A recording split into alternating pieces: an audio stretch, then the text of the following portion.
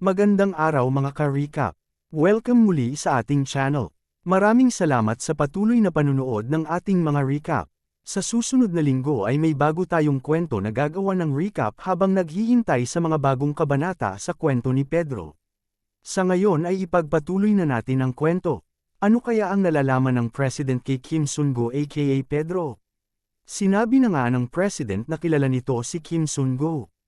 Nagulat si Pedro dahil baka malaman na ang kanyang sikreto. Biglang sinabi ni President Choi Yoon-chang na kamukha nito si Pedro, ang number 1 disciple ng Glory Group. Nagulat si Pedro at napangiti na lang ito. Mukhang may naaalala siya. Noong Desyembre 24, 1978, sa Namsan, may isang lalaki na tino-torture. Tinatanong ito kung nasaan si Choi Yoon-chang. Pero hindi pa rin ito nagsasalita kahit anong pasakit dito. Nagsalita ang lalaki, sinabi nito na ang tanging paraan lamang para maligtas si Choi Yoon-chang ay ibigay sa Soviet Union ang missile na ginawa ng Estados Unidos at ng Korea.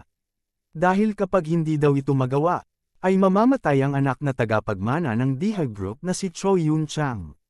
Pinapakalma ng mga tauhan niya ang president. Sinabi ng mga ito na nagpadala na daw ng Delta Forces para i-rescue ang anak nito at papunta na ito ng Moscow. Nang biglang may natanggap silang tawag galing sa Amerika, at may masamang balita. Ang Delta Forces ay bigo at napatumba sila ng mga Russian. Walang magawa ang presidente noon ng Dihag Group kung hindi pumunta sa lugar na yon. Hindi makapaniwala ang mga tao niya. Pupunta sila sa Honor Church, isang simbahan sa ilalim ng Glory Group. Pumunta sa confession room ang president at may pari na naghihintay sa kanya doon. Nagmamadaling nagpakilala agad ang president at halatang nagpapanik na ito. Pinakalma siya ng pari at tinanong kung ano ang gusto nitong ikumpisal sa ganitong oras. Sinabi ng president na ang anak niya na si Yoon-chang ay nakidnap ng mga Russians. Ang suporta na hinihingi ng simbahan ay ibibigay niya, hindi lamang sa loob ng 10 taon, kundi sa loob ng 100 taon pa. Basta raw ay ipadala lang nito ang pinakamagaling na disciple para iligtas ang anak niya. Sinabi ng pari na walang alam ito sa pinagsasabi ng lalaki. Hindi niya daw naintindihan ito. Nangamba ang president at sinabi ulit na nakidnap nga ang anak niya. Sinagot siya ng pari na, huwag mag-alala. Dahil ang lahat na ito ay naaayon sa plano ng Diyos. Kailangan niya lang manalangin, nagagalit na ang presidente at sinasabi na higit pa sa panalangin ang kailangan niya. Paano pa daw niya nasasabi ito sa ganitong sitwasyon? Simple lang ang sagot ng pari. Ang missile ng Panginoon ay dumating na sa Moscow. At nandoon na pala ang pinakamatinik na disciple ng Honor Church. Si Pedro, mag-isang nilusob ang kuta ng kalaban. Pero nag-aalala pa rin ang presidente dahil mag-isa lang ito at napatumba ng kalaban ang 3 Special Forces ng Amerika. Tinanong niya ang pari kung ano ang magagawa ng mag-isang disciple. Simple lang ulit ang sagot ng pari sa kanya. Lahat, kahit mag-isa ay sapat na ito. Dahil ang kanyang anak, ang pinakamalakas. Napasok na ni Pedro ang tren kung saan nandoon ang mga Russians. Nagulat naman ang mga ito kung paano nakapasok ang isang kalaban. Nagsalita pa ng Russian ang kalaban at tinanong kung mag-isa lang ba ito. Sinagot naman ito ni Pedro ng Russian din at sinabing oo mag-isa lang ito. At bigla siyang binaril ni Pedro sa ulo.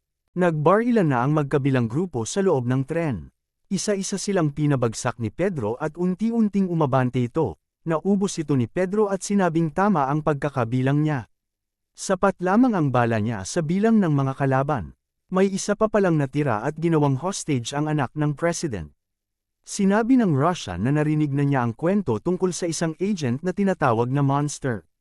Hindi niya inaakala na sobrang bata daw nito. Tinawag niya ito bilang Disciple Peter. Nagsalita si Pedro ng Korean at dalawa lang sila ng bata nagkaintindihan.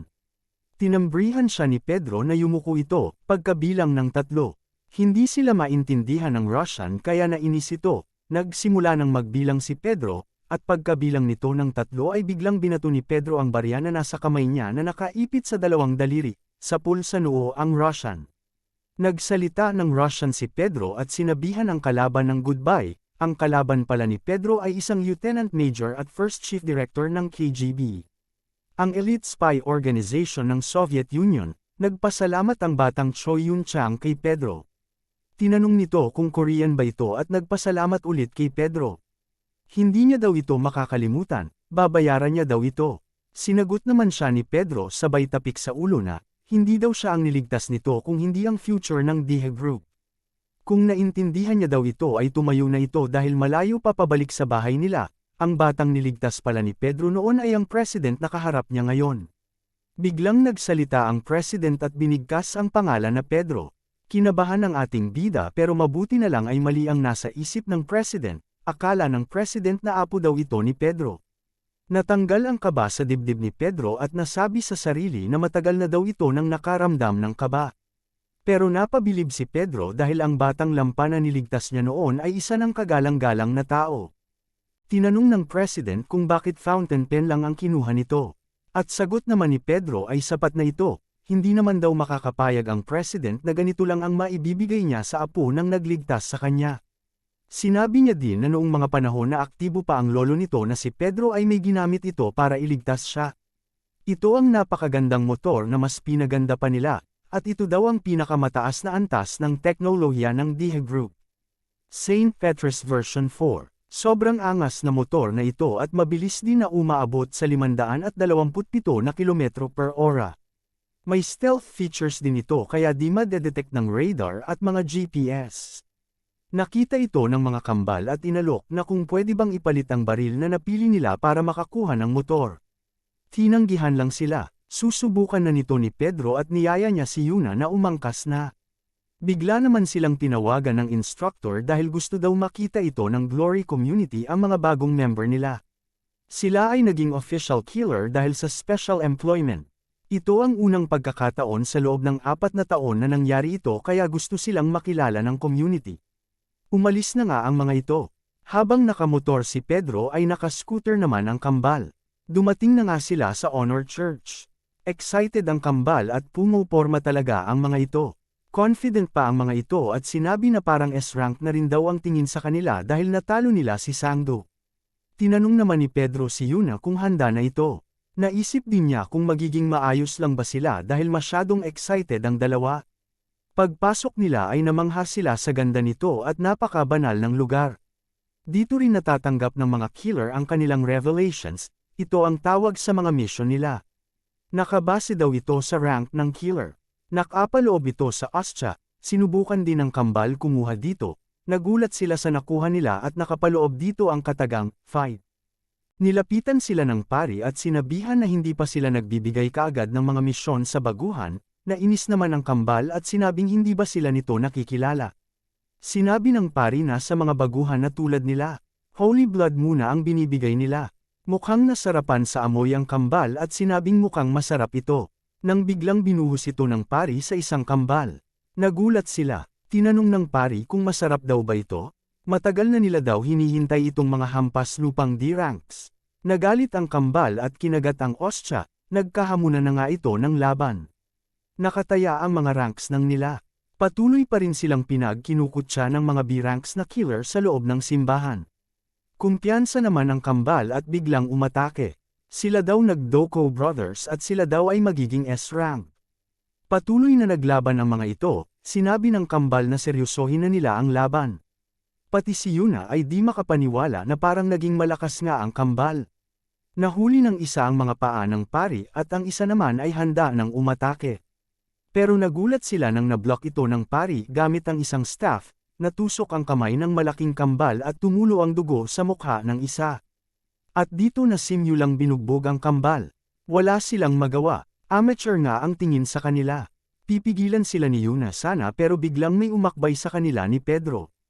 Ito ay si Director Jiang, na B-rank at may mga peklat ito sa mukha.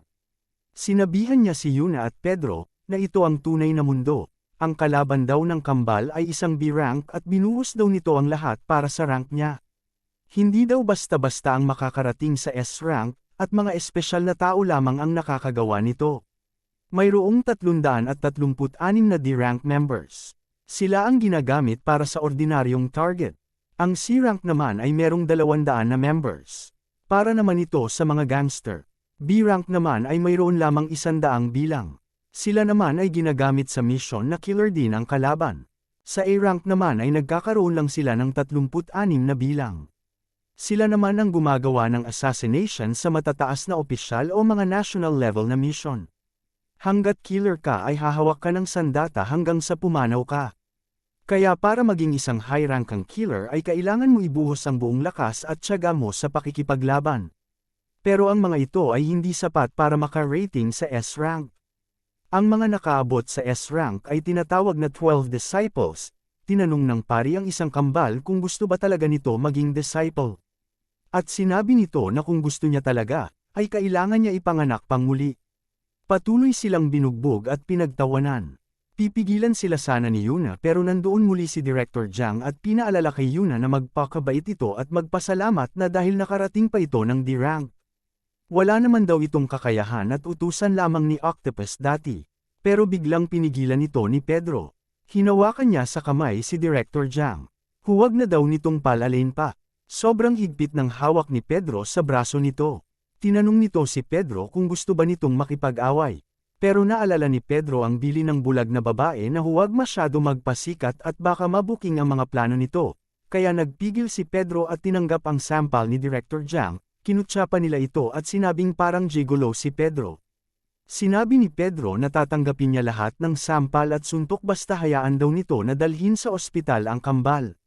Hindi daw nito malilimutan ang aral na tinuro sa kanila ngayong araw, kaya hayaan niya daw ito na dalhin sa ospital. Nawalan ng gana si Director Jiang at sinabing isuko na lang ang kanilang mga killer license. Balikan na lang daw nila ito kapag malakas na sila. At yun nga ang nangyari. Lamabasa sa simbahan ang mga ito na diskumpyado. Mangiyak-ngiyak ang kambal lalo na ang maliit dahil wala siyang nagawa. Nawala pa nila ang kanilang license kaya pagagalitan daw sila ng instructor. Humingi ito ng payumanhin dahil hindi ito naprotektahan si Pedro at Yuna. Pero naintindihan ito ni Pedro at niyaya lang ito na kumain. Habang nagmam-autor ay nagtanong si Yuna kay Pedro, paano daw ba ito magiging malakas? Sinagot lang siya ni Pedro na huwag magtanong ng walang kwentang bagay at bakit pa daw nito gugustuhin na lumakas. Gusto lang daw malaman ni Yuna. Kinumusta niya din si Pedro kung ayos lang daw ba ito, dahil nakuha ang kanilang license. Sabi ni Pedro ay ito talaga ang nangyayari kapag mahina sila. Wala silang magagawa, napahawak na lang ng mahigpit si Yuna kay Pedro. At naiinis. Pagsapit ng gabi sa Honor Church ay nag-uusap ang mga B-rank killer tungkol sa nangyari sa simbahan kanina. Pinagtatawanan nila ang mga ito. Nagbago ang ekspresyon nagmukha nila nang may nakita itong tao na nagdadasal sa loob. Ito ay si Pedro lang pala. At tinawanan lang nila. Bumalik daw ito para masampal ulit. Pero hindi sila pinapansin nito. Pero biglang nagsalita si Pedro. Tinanong nito kung kailangan pa ba umabot sa ganoon ang sitwasyon kanina na pinahiya ang mga kasama niya. Sa itong pagkakataon ay ipapakita daw, at ituturo ni Pedro sa kanila.